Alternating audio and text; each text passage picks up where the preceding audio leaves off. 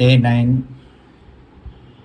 காலையில் எழுந்துட்டேன். ஒரு சில பிரச்சனைகள், பைக்கில் ப்ராப்ளம், அப்புறமா சிங்க் வந்து லாக் ஆகிடுச்சு. அந்த லாக் பண்ணுற சிஸ்டம் ஒன்று இருக்கும், அது லாக் ஆகிடுச்சு.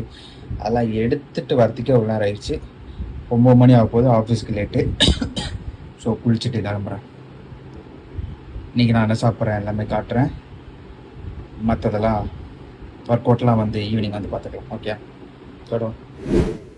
மார்னிங் பிரேக்ஃபாஸ்ட் பார்த்தீங்கன்னா 2 முட்டை 2 தோசை, அதுக்கப்புறம் கறிவேப்பிலை சட்னி சாப்பிட்டேன். இன்றைக்கும் லஞ்ச் ரெக்கார்ட் பண்ண வந்துட்டேன். லஞ்ச் என்ன சாப்பிட்னா முருங்கைக்காய் குழம்பு, எக்ஸு, ரைஸு. டின்னருக்கு வந்து தோசை, முருங்கைக்காய் குழம்பு. இன்றைக்கி ஆக்சுவலி நான் ஒர்க் அவுட் பண்ணல, ஒரு ஒர்க் விஷயமா வெளியே போயிட்டேன். அதனால் இன்றைக்கி என்ன பார்க்க போகிறோம்னா டே 0 வெர்சஸ் டே 8.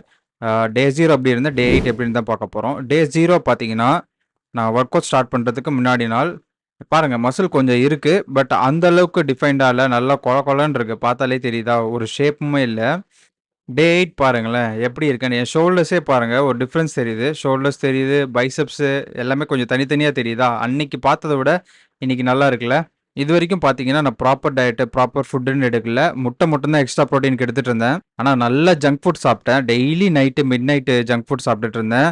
பட் நம்ம பண்ணுற ஒர்க் அவுட்டுக்கு நம்ம பாடி வந்து பாருங்கள் எந்த அளவுக்கு சேஞ்ச் ஆகிருக்குன்னு.